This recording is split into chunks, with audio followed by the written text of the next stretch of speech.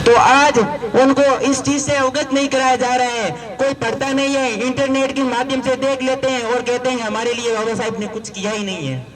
ये बहुत गलत बात है। हमें सिखाना चाहिए, हमारे बच्चों को इंटरनेट से जो कुरीतियां हैं उससे बचाना चाहिए, जो अच्छी बातें हैं उन्हें सिखाना चाहिए। बाबा साहब जी ने अपने जीवन काल में अनेक सी किताबें लिखी, 2000 प्लस किताबें लिखी। बाबा साहब जी ने 2000 प्लस किताबें लिखी और बाबा साहब जी पर 5000 से प्लस किताबें हैं।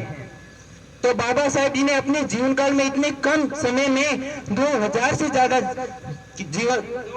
ज्यादा किताबें अपने जीवन काल में लिख दी। तो मानो कि अगर वो व्यक्ति 10 साल और जीवित रहता तो आज हमारा भारत है उससे आगे हमारा भारत होता।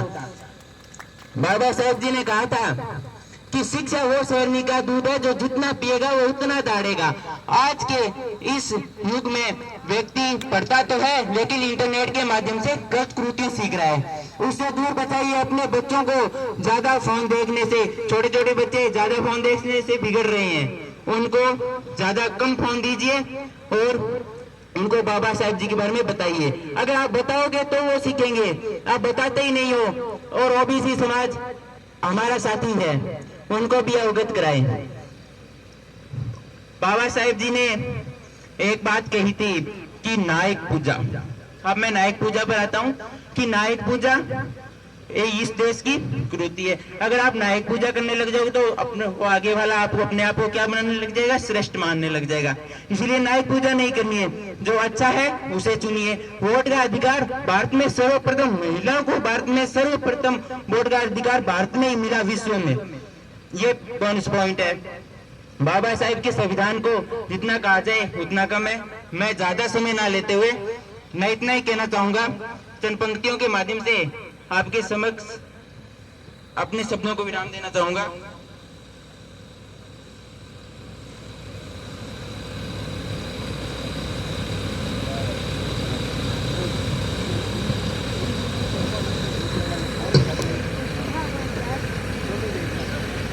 कि जब भगत सिंह की डायरी, भगत सिंह जब जेल में था तो भगत सिंह की जब डायरी पढ़ी गई तो उस डायरी में भगत सिंह ने कहा था कि अगर मैं यहाँ से रिहा होता हूँ तो मैं सर्वप्रथम बाबा साहब के सपने को साकार करने में मैं अपना जीवन समर्पित कर दूंगा। तो उसके लिए मैं कुछ चंद पंक्तियां आपके समक्ष प्रस्तुत करता हूँ। दलितों के अधिकार के खातिर जा पहुंचा वो लंदन तक, भीम भीम की वाणी गूंजी गोल मेज सम्मेलन तक। वंचित शोषित महिलाओं को उनका हक दिलवाना था, वंचित शोषित महिलाओं को उनका हक दिलवाना था। जिसके लक्ष्य को पूरा करना भगत सिंह का सपना था, जिसके लक्ष्य को पूरा करना भगत सिंह का सपना था। आप भारत में बाबा साहब ने इस देश को क्या दिया है, मैं कुछ पंक्तियां आपके बीच रखता हूं कि रियासतों में बिखरे भारत को जुड़ने की आजादी, कि रियासतों में बिखरे भारत को जुड़ने की आजादी, लिख के श्रेष्ठ संविधान एक भारत को परिभाषा दी, कि लिख के श्रेष्ठ संविधान एक भारत को परिभाषा दी।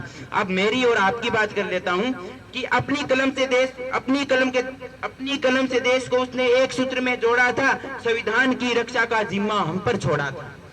स्वाभिमानी जीवन में इस संविधान से पाता हूँ, स्वाभिमानी जीवन में इस संविधान से पाता हूँ। बाबा तेरे चरणों में मैं नित नित शीश झुकाता हूँ, मैं नित नित शीश झुकाता हूँ। धन्यवाद। मैं अपने शब्दों को यही विराम देता हूँ।